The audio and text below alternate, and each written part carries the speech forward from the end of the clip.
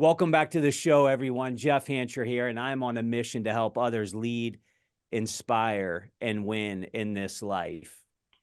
Have you ever read a book that you can look back on and define that it literally changed your life? In 2004, I read a book like that, and I am certain that it literally saved my leadership legacy. And today I have the privilege of meeting and interviewing the author of that book and a colleague, and what I believe to be one of the greatest leadership influencers of this generation.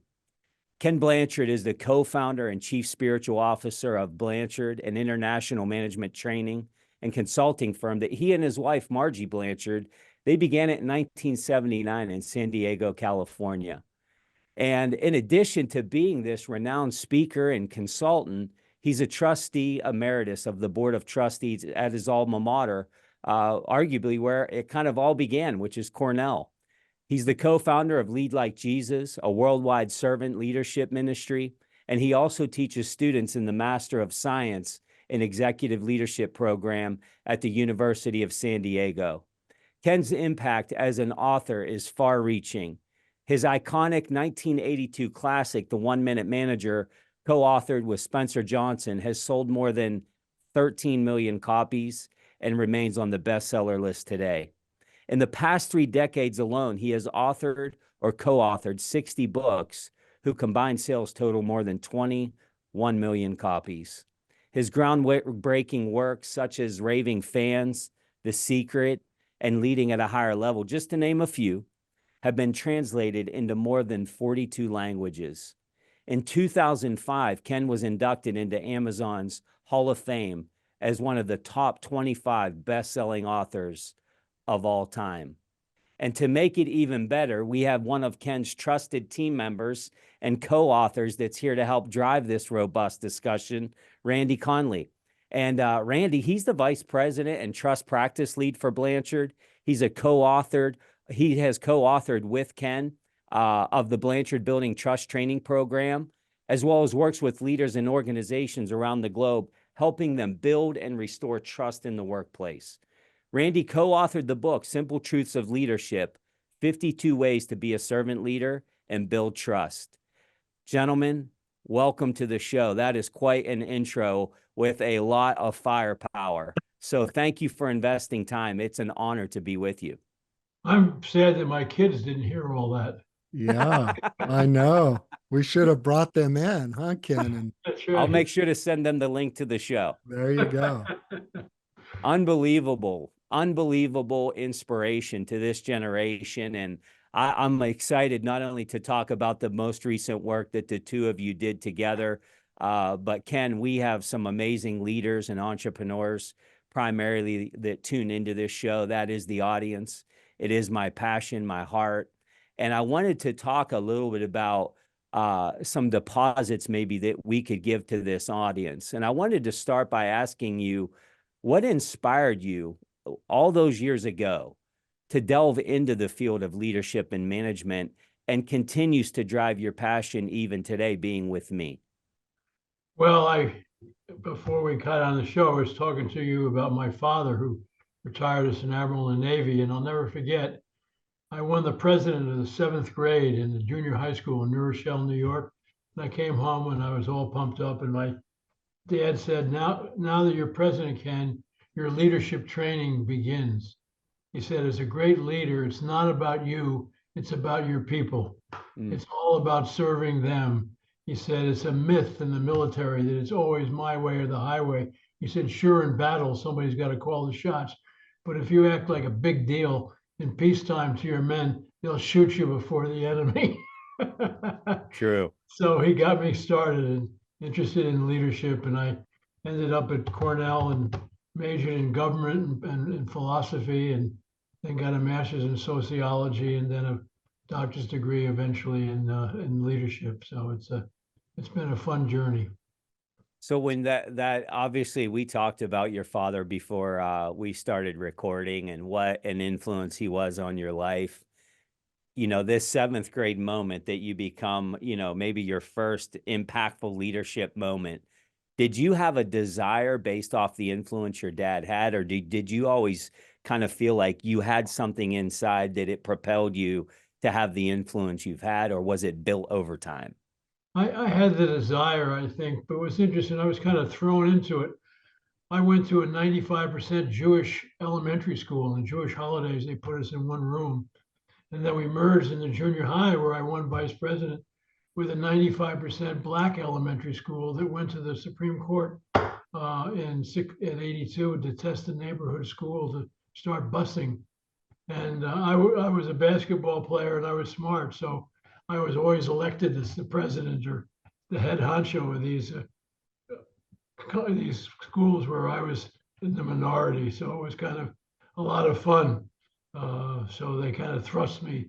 All right, Blanchard, you take it.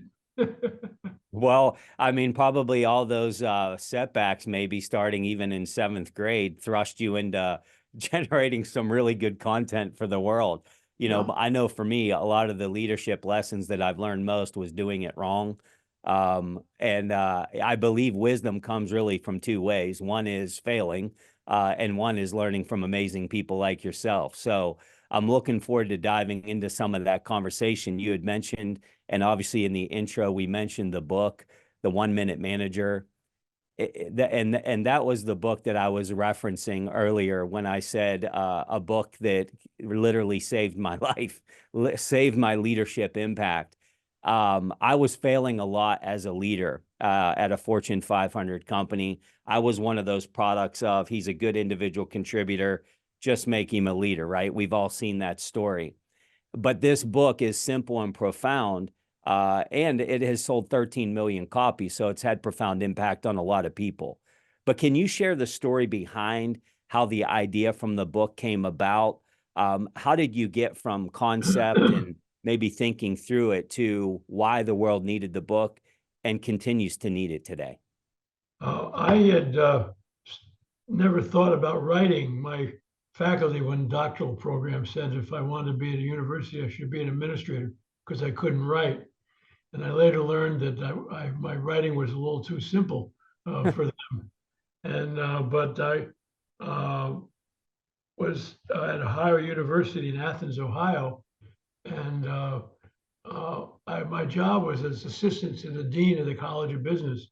And he said, Ken, when I got there, I want you to teach a course. And I never thought about teaching because if you don't publish, you perish. So I don't care anything about it. I want to teach a course. And he put me in Paul Hersey's department. Hersey had just arrived as chairman of the management department. And so after a couple of weeks of teaching, I said to my wife, Margie, well, this is what I ought to be doing. This is really fun. She said, well, what about the writing? I said, we'll figure something out. And I heard that Hersey taught a great leadership course. So I asked him in the end of the semester if I could sit in his course the next semester. He said, nobody audits my course. You want to take it for credit, you're welcome. And I thought that was interesting because I had a doctor's degree and he didn't. He's going to make me take his course. So I said to Marge, what do you think? She said, is he any good? I said, he's supposed to be great. She said, well, get your ego out of the way and take his damn course. And so I had to talk the registrar into letting me in because I already had a doctor's degree. And I wrote all the papers. And in June, I think 76 or 7 or something like that. I mean, I'm not sure what the exact date in the 70s. Hersey came into my office and said, Ken, I've been teaching leadership for a long time. I think I'm better than anybody. And they want me to write a textbook, but writing isn't my skill. And I've been looking for a good writer like you. He read my papers because I had to write them for his course. Would you co-author it for me? I said, we should be a great team. You can't write and I'm not supposed to. Let's do it. So we wrote a book called Management of Organizational Behavior. And so I went out to San Diego in the 70s because Hersey had moved there to do the 3rd edition of our book. And I met a group called the Young Presidents Organization. Are you familiar with YPO? Mm-hmm. They're a bunch of entrepreneurs. You have to become president before you're 40 years old. And I did a session for them and they got all excited and they said, what are you going to do at the end of the year? I said, we're going back to the university. And they said, no, you're not. I said, what do you mean? You're going to start your own company. And we said, how are Margie and I going to do that? We can't even spell the word entrepreneur. They said, we'll help you. And 5 of these presidents volunteers to be our advisory board and help us set up a company. And so during that time, we were invited to a party put on by Adelaide Bree. I don't know if you remember her. She wrote Visualizations, Directing the Movies of Your Mind. She was the first one on all visualization. And Spencer was there because he wrote children's books with his wife. Hmm. The Value Tales, The Value of Courage, the story of Jackie Robinson, Value of Determination, the story of Helen Keller, and all. And so Margie met him first and hand carried him over to me, and she said, "You two should write a children's book together. They won't read anything else." And so I was doing a session the next day, and I invited Spencer to come, and he sat in the back and laughed and came running up, and he said, "To hell with parenting. Let's do the 1 Minute Manager." Hmm. And so you know, he was writing a book on the 1 minute scolding with a psychiatrist. So he had the reprimand and I had goal setting and praisings, and we put that little book together. And when we finished, I said, "Let's go to New York and get a publisher." He said, "No." He said, "They'll beat us up and take all the money. They don't know us. Let's get a track record. Let's self-publish it." And so we self-published the 1 Minute Manager in 1980. Wow. We sold 20,000 copies with no advertising through YPO and their network. And so when we went to New York, we had something, and we came out in 1982. We were on the Today Show, and the next week it went on the national bestseller list and never left for 2 or 3 years. Mm-hmm. So that was the beginning of the. That's Wow. a long-winded way, Randy. Sorry for taking so long. Well, No. it's just, Jeff, I've heard Ken tell that story a million times, you know, Sure. over the years, and it never ceases to amaze me. This was back, you know, pre-internet days, right? If Right. you wanted a book, you had to go to a bookstore and buy a book. Literally. And, you know, the success of the 1 Minute Manager really just has been profound. You know, Oh, yeah. the number of leaders that I interact with that say, "Oh yeah, someone gave that to me as my first leadership book," you know, and it Yeah. just so simple, but yet so profound. And that's Yeah. been Ken's MO. It's our company's MO is we try to take these complex leadership ideas, which leadership is a big field, right? It's very wide, very deep. But yet when you get down to it, there's a few simple truths that if you can follow these basic simple truths and really master them, you can really do a bang up job of being a leader. Yeah. No question about it. I remember reading the book and thinking that exact same thing when to paint the picture of frustration, there was a culture of leadership, not at the company, but at the location I worked at, that was kind of iron fist, which wasn't my style at all. And so I was always conflicted with it, and it wasn't working for me, and I didn't know what to do. But when you start reading the concepts of the book and how simple they are and execute them, 1 minute goals, 1 minute praisings, 1 minute reprimands, and you're like, wait, if I just start doing these things, it's going to make a difference. Yeah. And that was absolutely it for me. Here's the amazing thing, and maybe one of you can talk about this. This book continues to have international impact. And I'm sure that there's been versions and maybe modifications to it and so forth. But why do you think that is still that maybe companies are missing these fundamental truths? And what would you say to that leader that's maybe embarking on a role as far as what they can get out of the book and how to execute that? Well, as Randy was saying, the leadership is complicated, but it's also simple if you look at some real basics. And Spencer and I were just fortunate to identify what the basics were. And we did come out with a new 1 Minute Manager a while back, because we changed the 1 minute reprimand to 1 minute redirects, because it's much more participatory and all that kind of thing. But it's the simple truths that really are powerful in life. You know, I got to write a book with Norman Vincent Peale. You know, he was 86 years old, and he wrote The Power of Positive Thinking. And he wrote that back in the 50s, and that still radiates with people, you know, is how do you catch people doing things right and how you be positive. So Yeah, it is profound. And I think every listener, there's probably listeners right now that are excited to hear that Ken Blanchard was told he wasn't a great writer. Yeah. And here we are. So there's hope for all of us, right? There is hope for everybody. And I don't know how that person responded to your success, but I love the fact that you kept pushing through. And maybe you're a leader out there that you weren't given a great playbook like me. I would tell you this is #1 on the list of must-read books. So we thank you for that. You know, I've been consulting leaders and businesses over the last 4 years after departing from that company, Cintas, who you and I talked about earlier, Ken, before the show started. But over the last 4 years, I find as I'm in and out of these organizations, one of the biggest challenges that leaders face is balancing this pressure for results and also nurturing their team at the same time.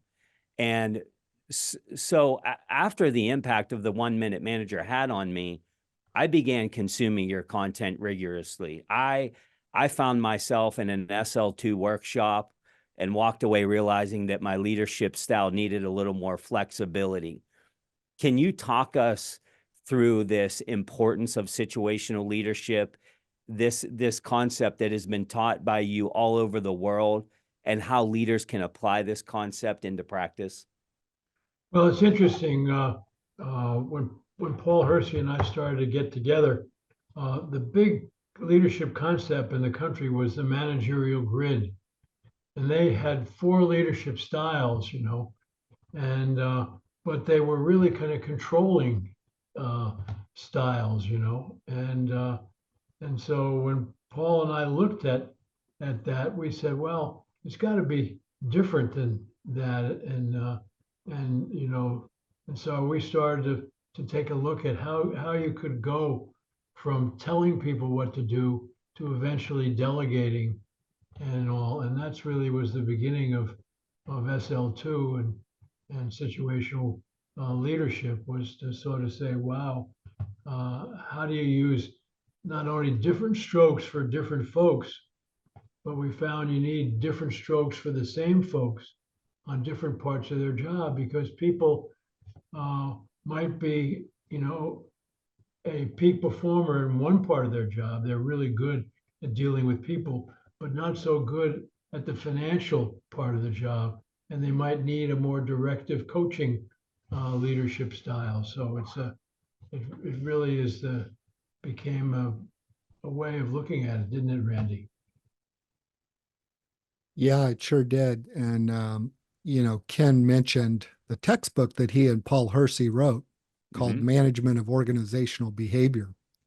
And that's how I first became aware of Ken Blanchard. In my college management class, that was my textbook. And I think it's now what, Ken? It's in its 11th or 13th edition. It's still one of the most popular management textbooks there is in college curriculums. And this idea that too many leaders are one-trick ponies. You know, we've learned from the guy before us or the woman before us, and we kind of do what they do, right? Yeah. And we have our own natural preferences and styles of how we tend to lead. And we think everybody else should sort of adapt and get on board with the way that we lead. And the reality is, no, the leader needs to adapt to what their followers need in terms of how much direction or how much support they need on any given goal or task. And so it was really quite revolutionary, you know, back in the day when Ken and Paul first proposed this idea that no, it's the leader's job to switch up their styles and flex. And today, SL2 is the most widely used management model in the world. So we literally have people go through the training class like you did, and it's like a life epiphany for them. A lot of times they're like, oh yeah, oh, okay, now this explains why I haven't been so successful as a leader. Oh man, know, I've been locked in this one way of leading, and I've got to flex my style. I went through the workshop multiple times because the first time I went through the workshop, I left frustrated because I felt like I had been misled all this time. Like and looking in the mirror can be a hard thing sometimes, Yeah. right? And again, I was in this culture of like, when I say jump, you say how high. And so it was just a one directional, one way leadership model. But then I started really thinking about this directing, delegating, coaching, supporting, and I was losing peak performers, gentlemen. I hate to report, I was losing high performing people. And the reason I realized after the first workshop was I was leading them in a directive way. And high performers with high tenure, I realized didn't need that. They needed high support. And it wasn't until I took that workshop that the light bulb went off. And again, this has been taught all around the world, but maybe a good follow-up question to SL2 is, why is it sometimes that leaders miss this? You have some very ultra aggressive leadership styles. You have some very passive, they get the popular vote. What would you say to leaders given the SL2 model? How do we find the middle?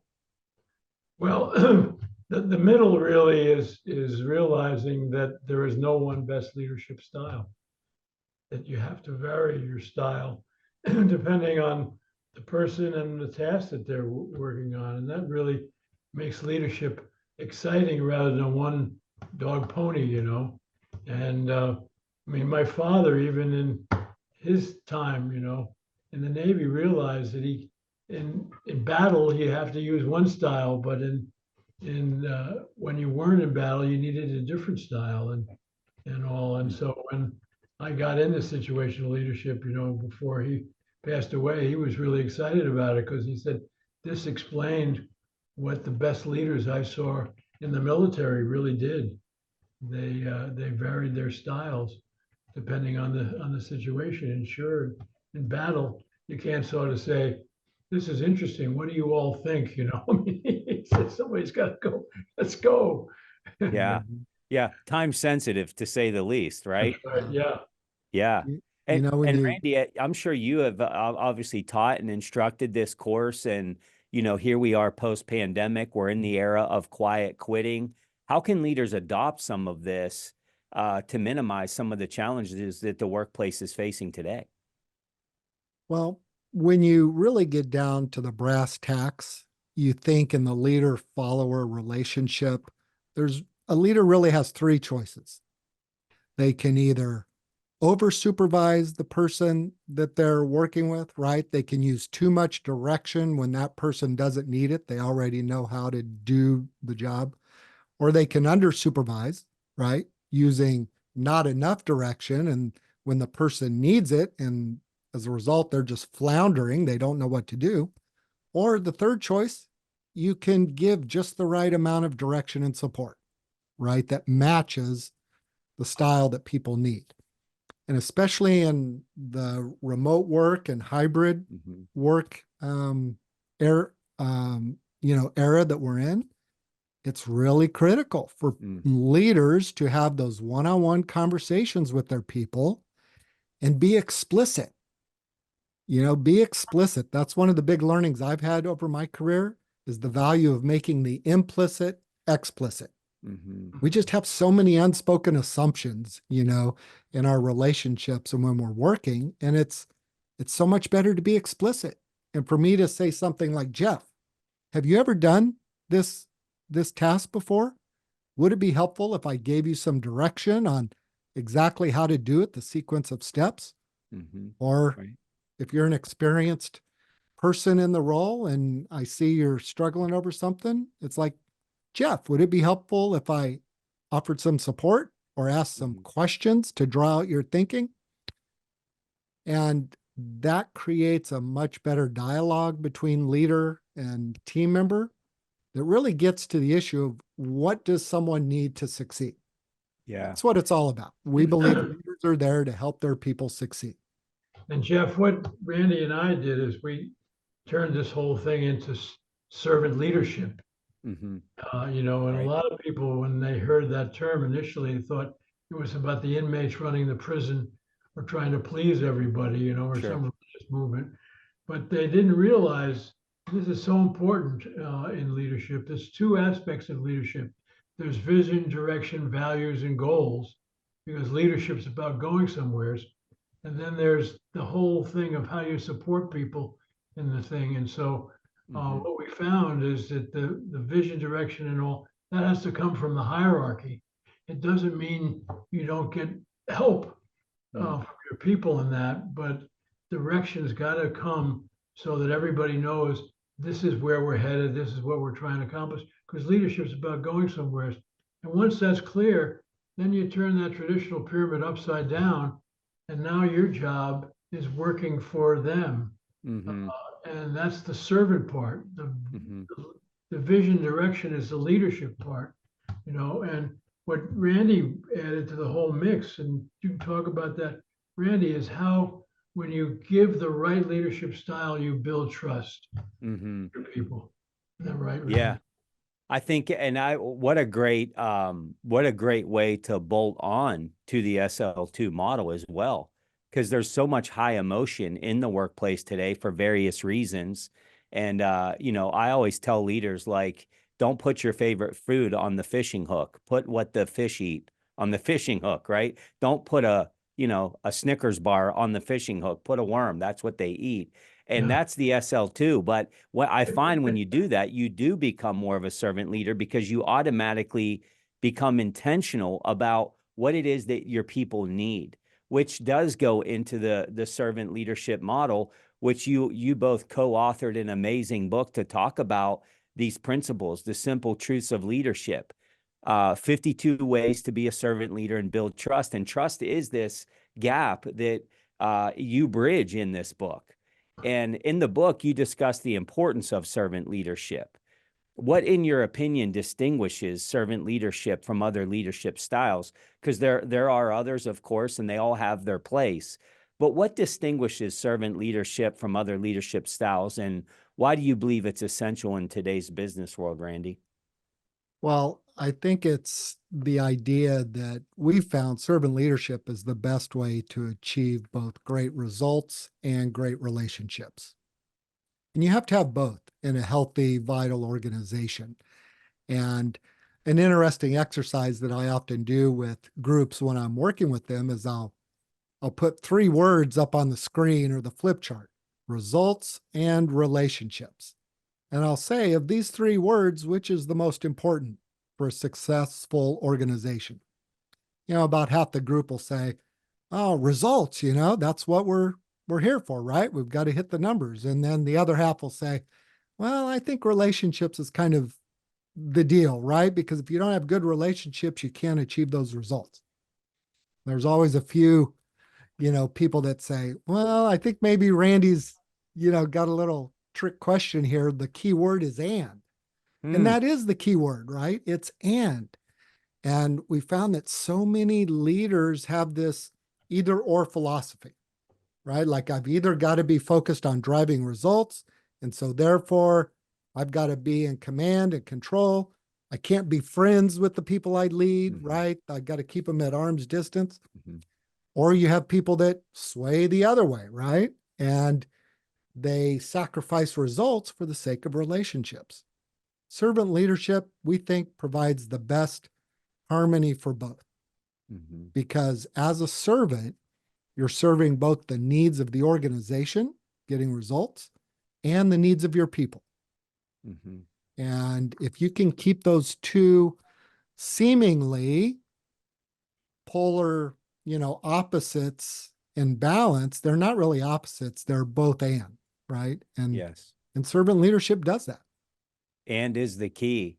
Ken, how would you say, this is a question that I get from leaders a lot regarding this topic of servant leadership, is sometimes, and you addressed this a little bit earlier, that servant leaders get a bad rap for being, a little too fluffy and soft. How can you be a great servant leader and yet create healthy boundaries of accountability? What's a best practice? Well, I think the best practice is when you get together with your group to say, we're all together for a reason. This is the area they want us to work on. And these are the kind of goals and all. And I want this group here to be about we, not me. And Mhm. let's talk about, given our responsibilities there, what are some goals and objectives that seem to make sense that we need to try to accomplish, you know? And then once we get on that, then how do we help each other in the process? Because it's not about me, it's about we. And it's how do we do this thing together? Yeah, Yeah. common goals. Yeah. Yeah, when I recently interviewed a gentleman by the name of Don Yeager. You may know Don. Mhm. Yeah. And he talked about that exact topic, Ken. And there's this theme here with people will rise to the occasion of a team. And when servant leaders understand that they're not only leading individuals, but they're leading a team, that you can become even a better servant leader, because then it becomes about the mission. Mhm. Absolutely. And the thing with boundaries, Jeff, is I think there's a misconception that people think boundaries serve to constrain people, when really I think boundaries empower people. And when you're clear on the boundaries, we like to use the analogy of a river, right? A river flows, has tremendous energy and force because it has the boundaries of the banks. It knows where it's going. You remove those banks, river just becomes a big puddle of water. Right. And so having good boundaries in place is not counter to servant leadership. It's the idea of putting structures and systems in place to say, hey, team, this is our mission. This is Yeah. where we're going, right? Yeah. And we all have to operate within these boundaries and guidelines if we're going to get where we want to go. No It's question interesting in about it. relation to what Randy's saying. Margie and I just went on a journey down the Mississippi River. And the Mississippi is really interesting because there's parts of it with very clear boundaries that move it forward. Then there's other parts, there are no boundaries, and it's just this big, almost kind of lake thing. And it kind of goes back and forth depending on where it is and what the use of it is. Yeah, and that could get real messy without boundaries, right? Sure, Could yeah, cause flooding, could cause a lot of different things, absolutely, yeah. which we've all made those mistakes in leadership. And, it's an interesting subject of servant leadership, especially in today's, business climate. It's really tough to navigate everything that's going on. I don't think that's a new leadership challenge, but it is unique today. And one of the things that I hear organizations and top level leaders and C-level leaders are talking about well-being. Employee well-being is at the forefront of the mission, whether that be mental well-being, physical well-being, work-life balance, all of these things.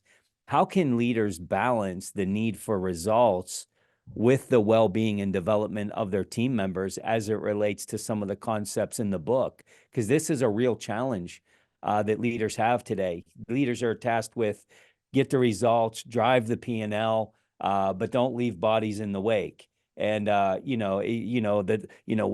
I was coming up, you came to work with 110-degree temperature, and you just got it done and didn't complain. And so there's this chasm, that leaders and different generations are facing. How do we find this balance of driving great results and nurturing the well-being of people? Well, one thing I think of, Jeff, is Ken and I are both sports fans. And so we love sports analogies. And as you were describing that, I'm thinking through my head, baseball season is starting, right? We're on the cusp of opening day this week. In the 50s and 60s, there wasn't a whole lot of focus on player well-being and health, right? It's like most guys had jobs in the off season. Yeah. And they would play, and pitchers would pitch 300 innings. In 1976, Randy Jones, San Diego Padres, Cy Young Award winner, pitched over 300 innings, right? Today, you're lucky if a pitcher gets 200 innings, right? So much more emphasis on health and rehabilitation and recovery. We're in a different world. We're in a different world. And, they say in the sports world, the best ability is availability, right? You need your team members out on the field and in the game. Us as leaders, if we just disregard that and we have people out on, health and wellness issues, workers' comp, all those things, we're not getting our best players out on the field. And so to me, it's as simple as we've got to take care of our people because we want them in the game. Mm-hmm. Yeah. I think what you have to do is keep those two important variables active with your people. Mm-hmm. We have a job to do. We have results we have to get, but we have to take care of each other because we need each other. And it's not about me, it's about we, and how do we do that. And so that's the I think the exciting thing about leadership. And it was really interesting that a lot of people say to Margie and I, why did you start a company? You know, and it was really Margie that kind of pushed it. She said she was observing people who had theories, you know, and they would go and give speeches and do the thing, but they never really practiced what they preached. And she said, I think we ought to try to create an organization to see if we can practice what we preach and to see if it's really effective. Hmm. And so we decided to start our own company with also some values we had. We wanted to make a difference in the world. We wanted to work with people we loved and cared about, and we wanted to have fun. Hmm. But it was really important to recognize that we are, and so compared to a lot of people with a lot of theories, we got almost 300 people working with us around the world. Amazing. And so we are really, people are looking at us if we don't practice what we preach. Don't you think, Randy? It's so true. Well, you must be having fun because you're still making impact. And I think you told me you and Margie have been married 64 years. Is that right? Is that what? 62. 62 years. So I'm going to ask a question on behalf of my wife. She sold her company. I left corporate America, had a thriving career running up the food chain. And we came to a place in our life that we said, you know what? This is not fulfilling us. We feel called to go out and start this company to serve other leaders. What has been the formula for success doing it all these years with your amazing wife? How to manage being a great dad, a great husband, and building this amazing company. What would you say to that entrepreneur that is maybe starting out and it's just really hard? What would you say to them, Ken? Well, the key thing that Margie and I is we looked at what were our skill areas, you know, and I'm not a great implementer, you know. I'm a cheerleader, I'm a visionary, you know, and Margie's the one, you know, our family, they say, Margie, what do you think? How do you think we should do this? You know, because she has this sense of how you go from here to there. And it was really great that we had different skills and we didn't get in each other's way. So Margie was the president and I was initially the chairman. Now I call myself the chief spiritual officer, you know, because, you know, we need that spirit out there. Yeah. It's doing that and then making sure as you hire people, it's really clear that we have results and people issues. Mm-hmm. We want to make sure that you are helping us move in that direction. No question. Well, hats off. You have found the formula for not only success and impact, but also how to manage a great family. Yeah. I do want to ask, looking back on the career, even back in the days of Cornell and all that you've accomplished since then, what's one piece of advice that you wish you had when you were starting out, you know, that it would have propelled you even faster that maybe somebody else that's starting out could benefit from? Well, it took me a while to realize that the biggest detraction to leadership is the human ego. You know, it's where you think all the brains are in your office, you know, and all the good ideas. And, you know, initially I kind of thought, man, I got this thing together, you know, and it was Margie that kind of said, Ken, you know, over the years, Margie hasn't had to yell or anything. She'll just say, Ken, and I go, all right, I got to look at what I'm doing. I've heard her say that a few times, Jeff. Yeah. I'll bet. I'll bet. And Randy, how long have you been with the organization? I'm in my 28th year.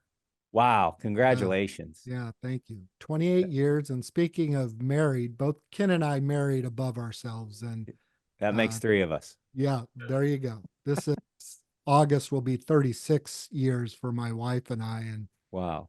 so, one of the things we focused on in the Simple Truths of Leadership book was restoring trust, Mhm. right? And the value of apologizing. And both Ken and I, and probably you, Jeff, are life experts in apologizing, right? If Oh, you've yeah. you've been married for any length of time, you've probably learned the art of apologizing. For sure. So that's, we've done that. But I would add one more thing about a secret to Ken's success. And that is surrounding yourself with smart people and working with people. I think Mhm. Ken, Ken's written like 66 books, and I think only 2 you've written by yourself? All the others are all with co-authors. One on golf. So many people helped my golf game. I didn't know who to write it with. And the second one is my spiritual journey. And I didn't think I could co-author that one except with the good Lord. And but it's been an interesting journey to create a company and build it. Our son Scott is now running the company. He's the president. Our daughter Debbie has been heading up marketing. And Margie's brother Tom, who was born when she was a freshman at Cornell, so he's 18 years younger. He's our CEO, and Scott's wife Madeline heads up the whole coaching business. So the family's still involved. We got two youngins just joined us, a grandson and Margie's brother Tom's daughter, and so we actually reward people if there's a position open, and we hire a friend or a relative that they recommended, Wow. That's because amazing. we just soon have family and friends. We got some people who we got mother, husband and wife and a kid or two.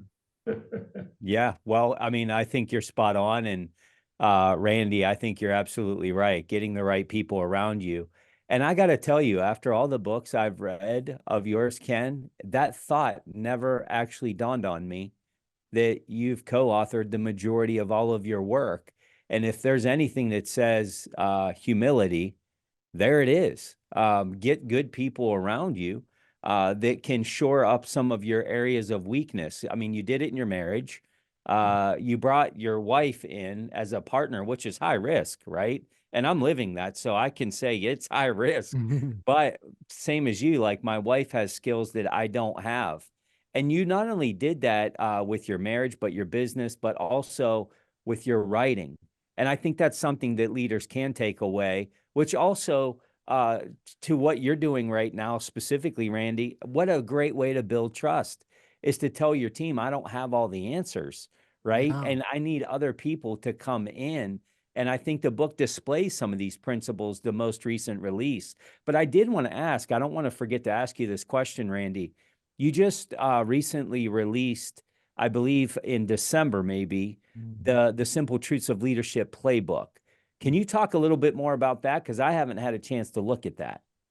Yeah. So Ken and I, in February of 23, I guess it was, we published Simple Truths of Leadership, 52 Ways to be a Servant Leader and Build Trust. And this past December, we published a follow-up workbook to the Simple Truths book called The Playbook, Simple Truths of Leadership Playbook. And it's 52 guided exercises, journaling prompts, surveys, quizzes, all designed to help the reader implement the simple truths that we cover in the book. So it really is your working manual for how to take these ideas and put them into practice, because that's what we're all about. We try to take these complex, big ideas about leadership, distill them down into their simple truths, and then help people see, here's what I can do to start putting these into practice. And so anyone it's sort of like it's a do-it-yourself leadership training course, right? a Yeah. little DIY manual if you're interested in that sort of thing, if you want to take a proactive approach to working on your leadership skills, the playbook will help you do that. And I love this concept. The first time I ever did anything like that was with Brian Tracy's book, Eat the Frog. Mhm. And maybe listener, you can identify with this. Reading a book for me doesn't always do it.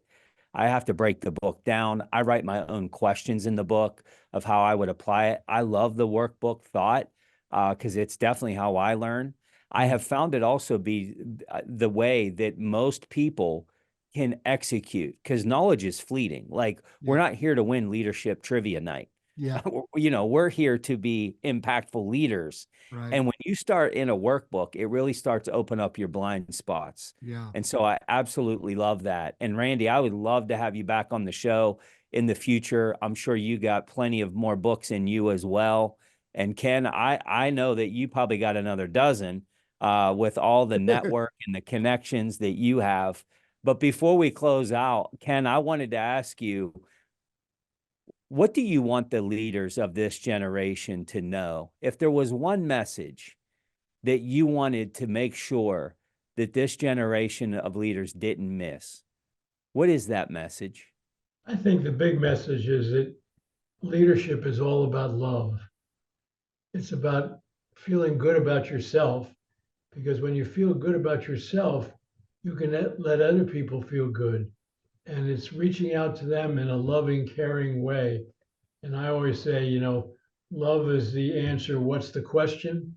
And to me, the best leaders are people who have love and compassion in their hearts and are willing to share it with their people and to help them share it with their customers and all, and also take the concepts home and use it with your families.